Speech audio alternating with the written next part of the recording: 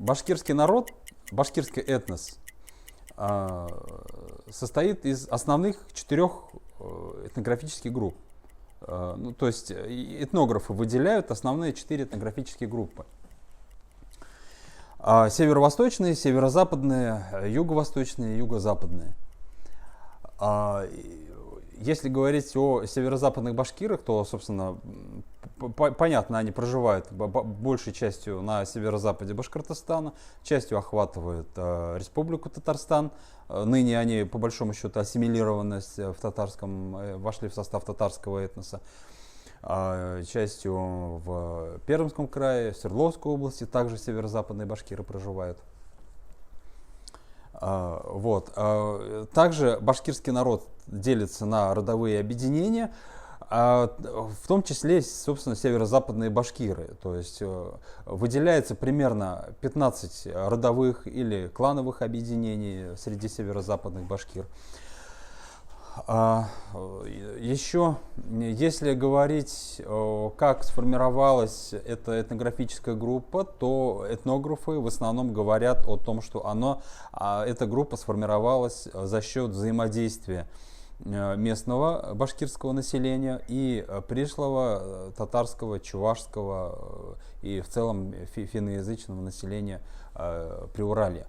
То есть в процессе вот этого взаимодействия, собственно, все это отразилось и в материальной культуре, в прикладном искусстве, в языке отложилось.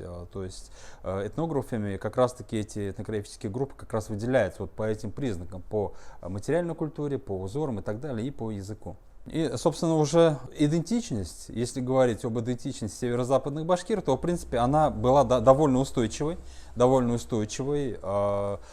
в течение 18-19 веков, несмотря на такое дисперсное проживание, на взаимодействие народов, действительно продолжала сохраняться этническая идентичность, самоидентификация башкирского населения, то есть таких процессов ассимиляции и так далее мы это не наблюдаем. В советское время идентичность продолжила существовать, но учитывая вот процесс нациостроительства, как мы знаем, нациостроительство шло и на языковой основе, то есть было сформировано 2 литературных языка, это татарский литературный язык, башкирский литературный язык, и, соответственно, через призму вот этого языкового национализма, что ли, начали формироваться и советские народы. И поэтому северо-западные башкиры, вот именно эта этнографическая группа, она оказалась на таком, можно сказать, перепутье, и этнографы дают этому свой термин, это двойственная идентичность или плавающая идентичность. И вот, наверное, именно в этот период, советский период, когда у людей, да, действительно в сознании начал появляться некий такой, может, диссонанс в какой-то степени, культурный диссонанс, казалось бы, у них идентичность башкирская, они знают, определяют свою родовую идентичность и так далее, а с другой стороны преподавание идет на татарском языке, у них учебники татарского языка и так далее. И, собственно, вот эта вот парадигма языкового национализма, она действительно такая, можно сказать, стала давлеющей в этом отношении. Вот. Но, однако, мы знаем, что еще в 70-е, 80-е годы, собственно, существовали в том же Восточном Татарстане существовали люди, которые продолжали себя идентифицировать башкирами, более того, знали свою родовую идентичность, идентифицировали своих соседей, то есть они знали, вот какое окружение и так далее. Вот, то есть идентичность все равно она была достаточно устойчивой. Такая, наверное, скачок, наверное, в плане культурной ассимиляции северо-западных башкир произошел как раз-таки в период 80-х, 90-х годов, наверное, когда действительно шел такой процесс, можно сказать, нового национального строительства, там парад суверенитетов, в том числе уход старой идеологии, приход новых идеологий, да, по появлению республик.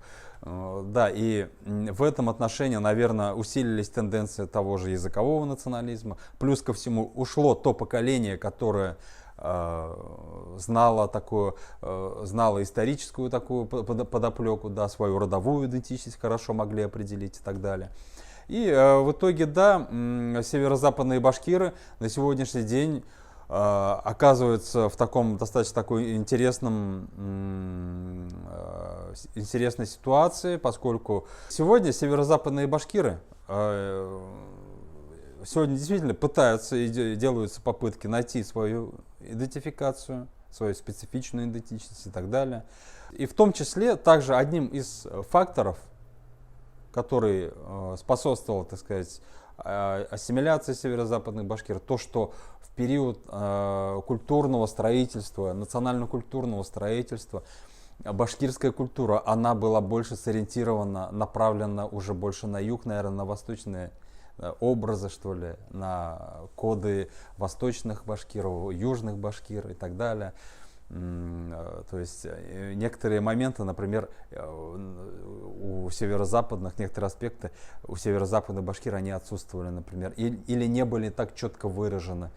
Да? Ну, вообще башкирский народ, он достаточно структурирован, и любая унификация, она обязательно какие-то сегменты начинают из нее выпадать. Поэтому, пожалуй, самый такой правильный, наверное, ход в плане формирования народа, что ли, сохранения идентичности, культуры и так далее, это как раз подразумевать ее многогранность, многоканальность различных культурных кодов, культурной информации и так далее. То есть это движение северо-западных башкир в том числе, это реконструкторские движения с множеством вариантов, это признание северо-западного диалекта, на самом деле колоссальный шаг, прорыв на самом деле был в плане вот именно формирования вот этого вот местного сообщества. И именно вот такая многогранность, многоплановость, многоканальность, что ли, вот этих информационных потоков, она позволяет башкирскому сообществу быть более устойчивой. Именно, наверное, вот эта особенность отличает ее от своих соседей, от тех же казанских татар, у которых действительно достаточно все унифицировано, замкнуто на Казани, все практически такие посылы идут из Казани и воспринимаются на местах. У башкирского сообщества оно построено по-другому. Да, то есть оно вырабатывает какие-то местные особенности и начинает эти местные особенности адаптировать под современность. То есть надо позволить в данном случае народу самому что-то начать вырабатывать, что-то генерировать. И местное сообщество, оно обязательно что-нибудь найдет, проявится вот эта вот традиция, вот эта самость, что ли, если можно так говорить, самость народная, да, она выплеснется, она покажет себя, она, можно сказать, придаст облик, может даже новый, модернизированный, традиционный облик северо-западных башкир.